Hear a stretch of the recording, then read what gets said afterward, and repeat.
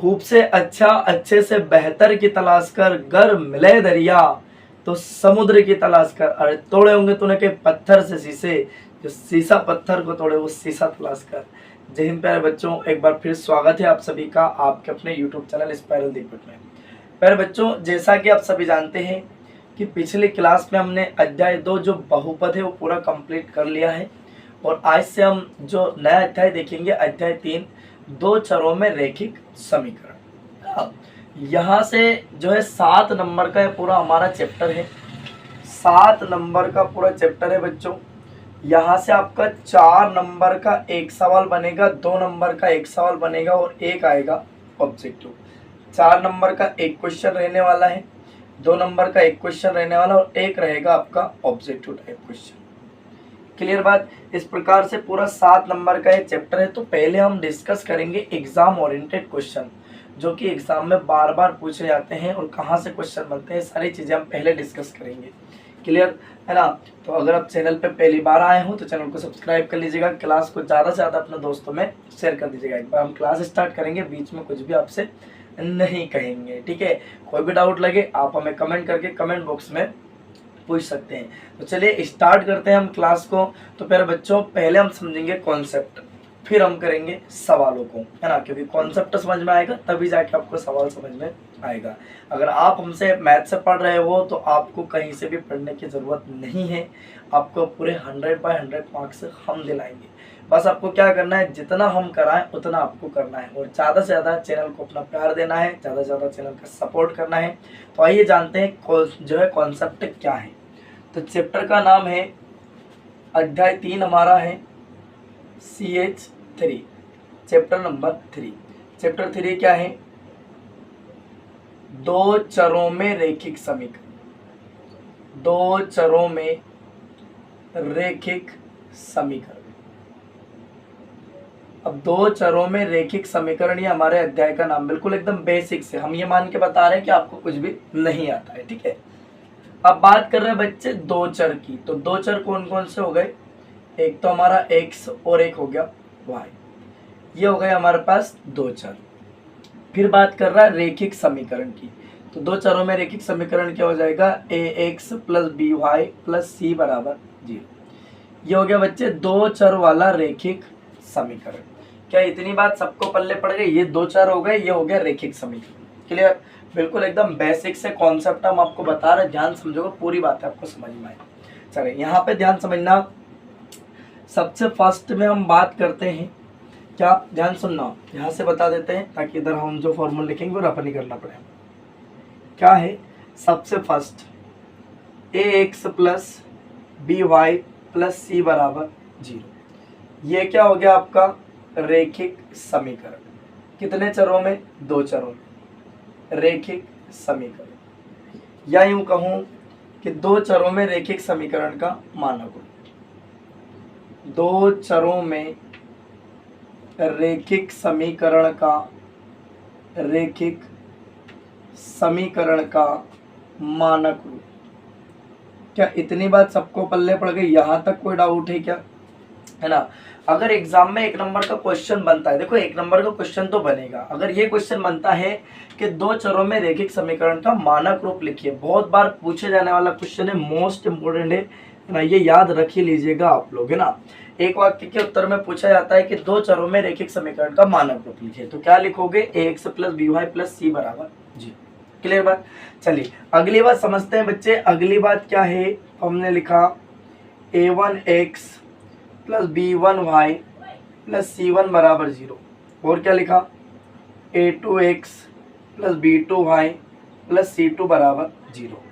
इसे बोलते हैं बच्चे व्यापक समीकरण। क्या बोलते हैं, व्यापक समीकरण, या क्या कहेंगे, रैखिक समीकरण युग्म, या हम कहेंगे इसको रैखिक समीकरण युग्म। क्या मेरी इतनी बात सबको समझ में आ गई, बोलो हाँ या ना। क्लियर बात हो गई। युग्म मतलब एक जोड़ा, एक पेयर, रैखिक समीकरण का। क्लियर बात है, यहाँ तक कोनो डाउट है का नहीं ना। चलिए बच्चे अब हम बात करते हैं अगले फॉर्मूलाज की, क्या बनेंगे। तो a1/a2 हमने लिखा, a1/a2 = b1/b2। अभी क्या बोल रहे हैं हम इसको, बराबर। अब अगर मैं इसको काट देता हूं तो बराबर नहीं, तो काय का सूत्र बन गया, का एक आद्वितीय हल होगा, का एक आद्वितीय हल होगा, का एक आद्वितीय हल होगा। अब इसमें रेखाएं कैसी होती है, तो बेटा रेखाएं होती है एक आद्वितीय हल की स्थिति में प्रतिच्छेदी। कैसी होती है रेखाएं, प्रतिच्छेदी। और युग्मों का हल पूछे तो क्या होगा, संगत। क्या होगा, संगत। अगली बात जान लीजिएगा, है ना, अगला क्या है नंबर, अगला पॉइंट हम बात करेंगे A1/A2 बराबर B1/B2 बराबर नहीं C1/C2। तो इसका क्या होगा, का कोई हल नहीं होगा, का कोई हल नहीं होगा, का कोई हल नहीं होगा। अब इसमें रेखाएं क्या होती है बेटा, इसमें रेखाएं होती है समांतर। क्या होती है, समांतर। और युग्मों का हल क्या होता है बच्चे, असंगत। अब आप सोच रहे हो कि सर हमें इतना हलवा प्रश्न देंगे, तो कभी कभी इतना इजी क्वेश्चन आ जाता है, और किस टाइप के क्वेश्चन एग्जाम में बनते हैं वो मैं आप लोगों के लिए कर रहा हूँ। मैंने क्या कहा फर्स्ट में कि हम पहले एग्जाम ओरिएंटेड क्वेश्चन करेंगे, किस टाइप के क्वेश्चन एग्जाम में बनते हैं। क्लियर। दूसरी बात, तीसरी बात जान लीजिएगा क्या है कि A1/A2 बराबर B1/B2 बराबर C1/C2 के अपरिमित रूप से अनेक हल होंगे। क्या होंगे, के अपरिमित रूप से अनेक हल होंगे, के अपरिमित रूप से अनेक हल होंगे।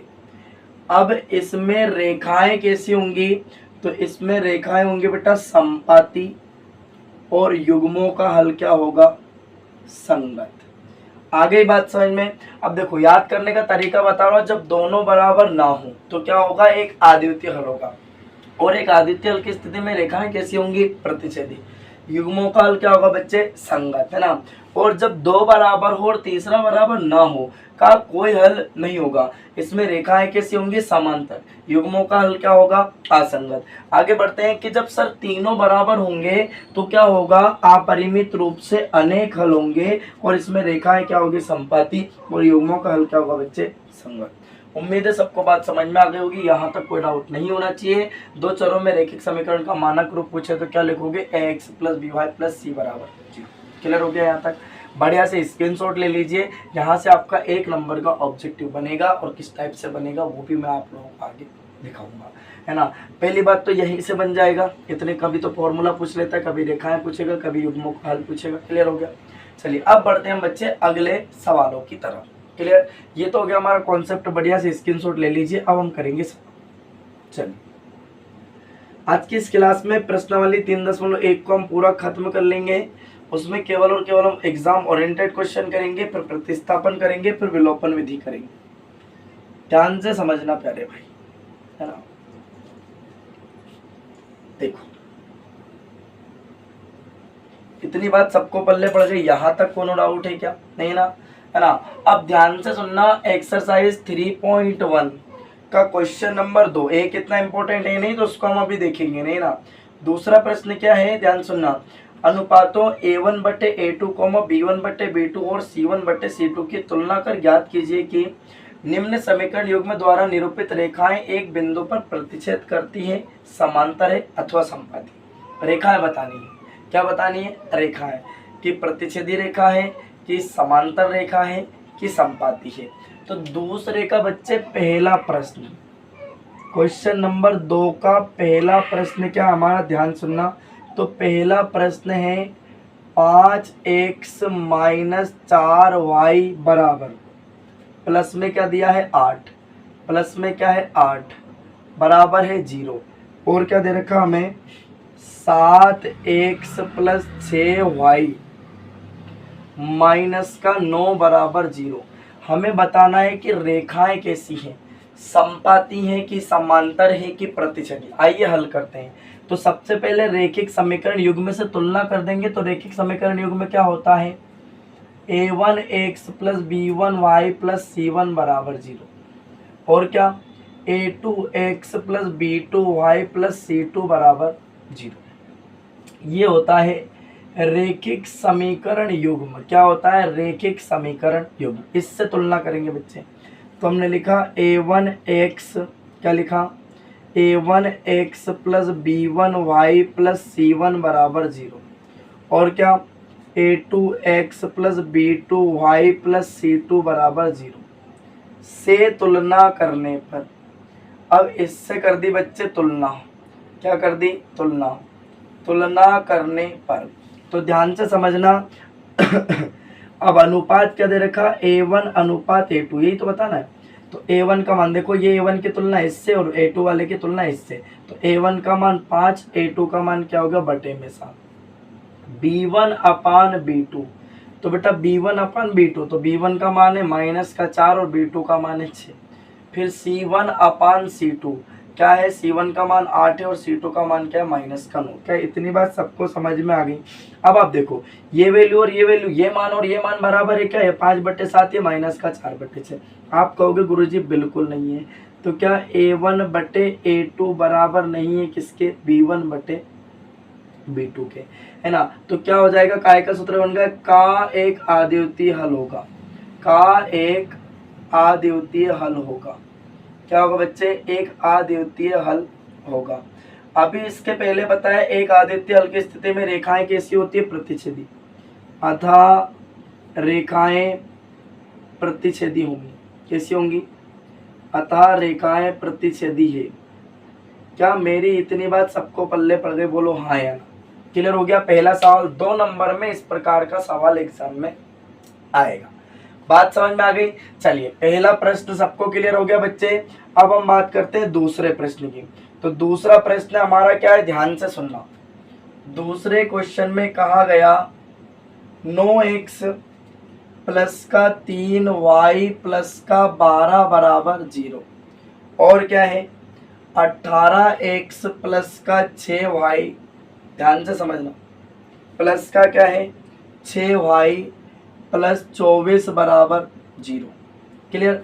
तो सबसे पहले क्या कर देंगे? इस रेखिक युग्म, रेखिक समीकरण युग्म से तुलना कर देंगे। तो रेखिक समीकरण युग्म में क्या है? a1x plus b1y plus c1 बराबर 0, और क्या? a2x plus b2y plus c2 बराबर 0 से तुलना करने पर, अब बच्चे इससे कर दीजिएगा तुलना। तो a1 अनुपात a2, तो a1/a2, a1 का मान 9, a2 का मान क्या है? 18। b1 अपान b2, तो बच्चे b1 का मान 3 और b2 का मान क्या है? 6। c1 अपान c2, तो c1 का मान 12 और c2 का मान क्या है? 24। 9 से काटो, 9 एकम 9, 9 दूना 18, 3 एकम 3, 3 दूना 6, 12 एकम 12, 12 दूना 24। तो मतलब देखो 1/2, 1/2, 1/2 सब बराबर आ गए।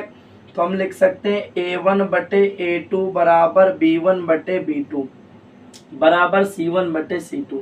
तो क्या होगा? के अपरिमित रूप से अनेक हल होंगे। क्या होंगे? के अपरिमित रूप से अनेक हल होंगे। के अपरिमित रूप से अनेक हल होंगे। अब अनेक हल की स्थिति में रेखाएं कैसी होती है बेटा? आप कहोगे सर अनेक हल की स्थिति में रेखाएं समपाती होती है, अतः रेखा समपाती है। अतः रेखाएं क्या है बेटा? समपाती है। अतः रेखाएं समपाती हैं।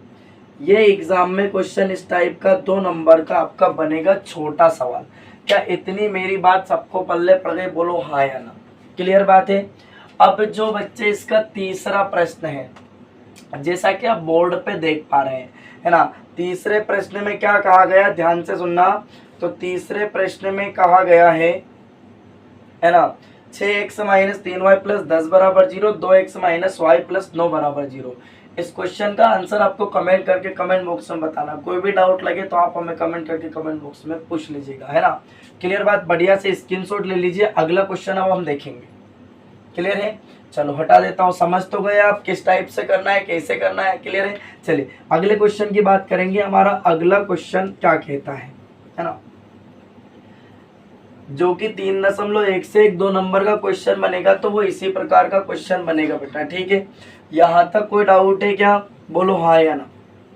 नहीं है ना? चलिए अब अगले प्रश्न की बात करेंगे। प्रश्न क्रमांक हमारा 3 क्या कहता है? तो क्या सभी प्रश्न क्रमांक 3 को देख पा रहे हैं? बोलो यस। क्या कहा गया? ध्यान से सुनना। क्वेश्चन नंबर 3 में बोला गया है अनुपातों a1 बटे a2, b1 बटे b2 और c1 बटे c2 की तुलना कर ज्ञात कीजिए कि निम्नलिखित समीकरण के युग्म संगत है या असंगत।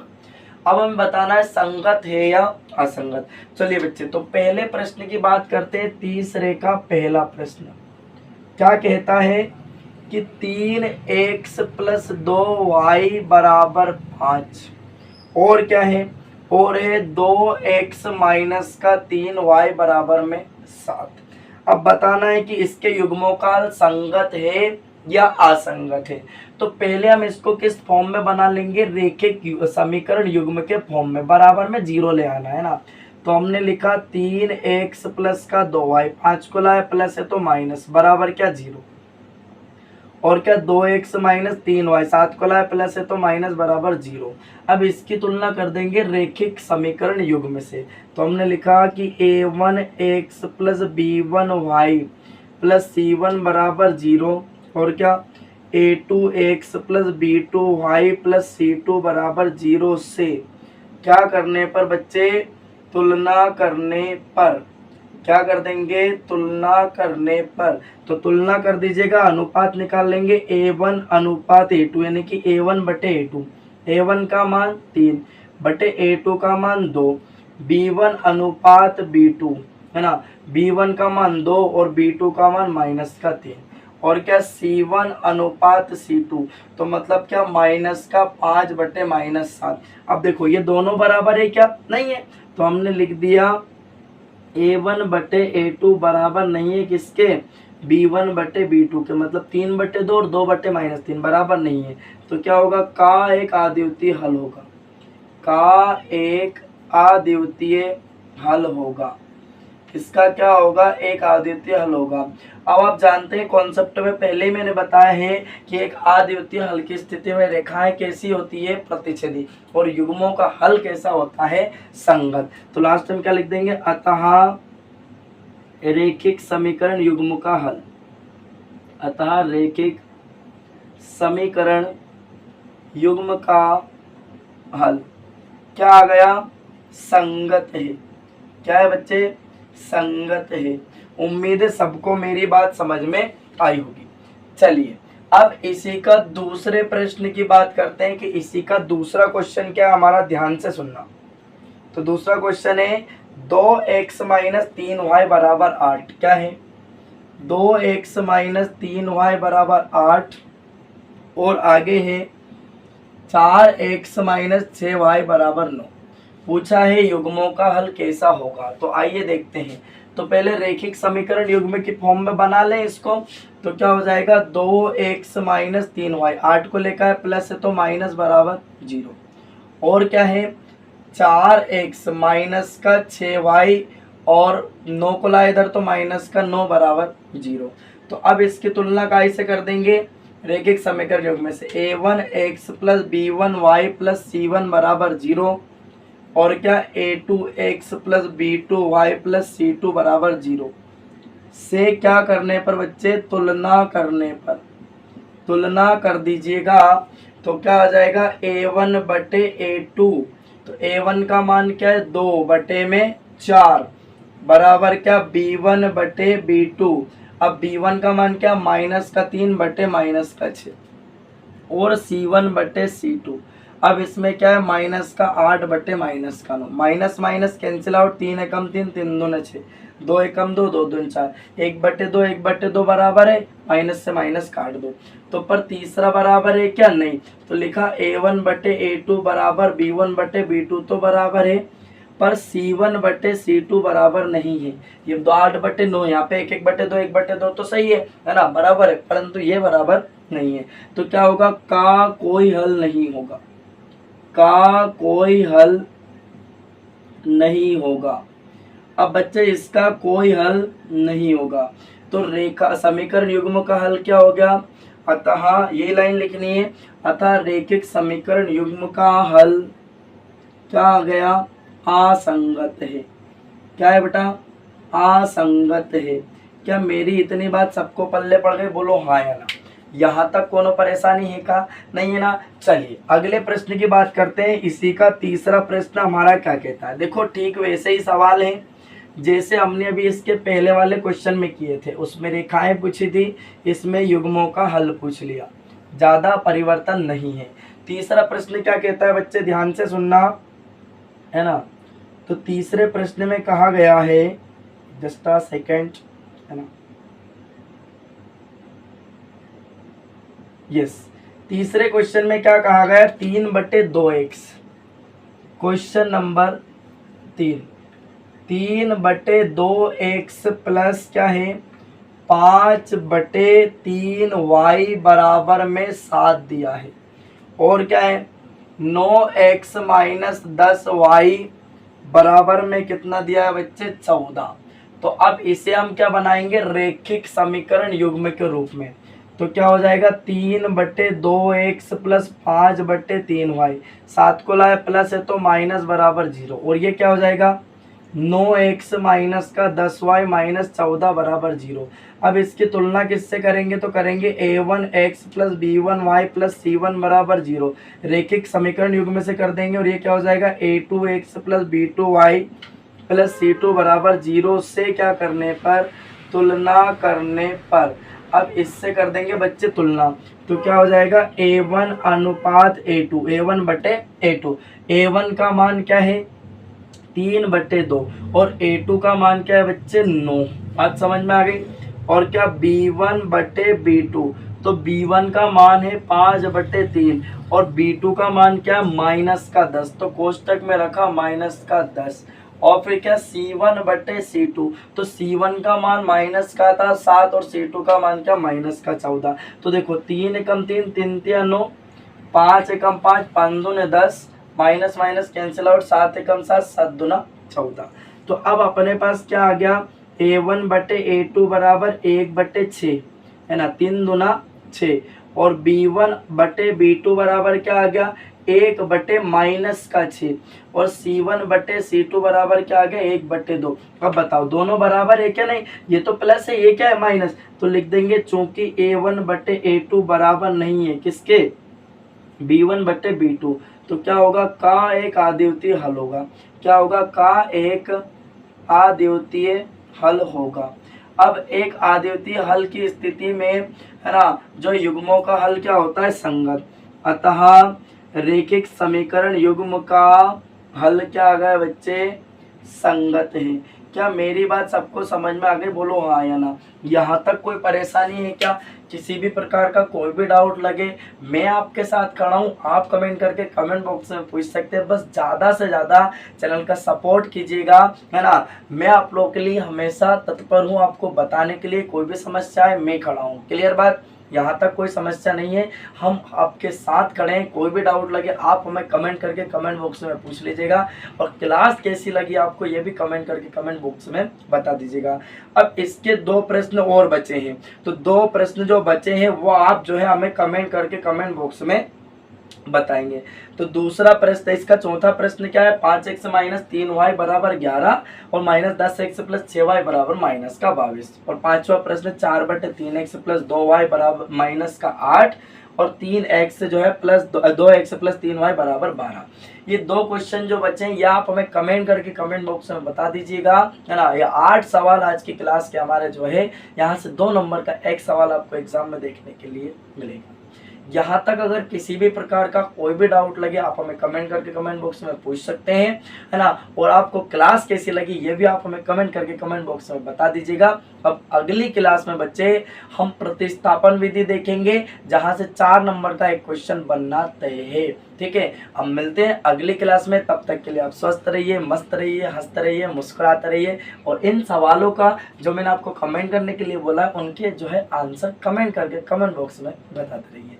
मिलेंगे अगली क्लास में, पर कमेंट में एक बार भारत माता की जय जरूर लिख दीजिएगा। जय हिंद, वंदे मातरम, भारत माता की जय।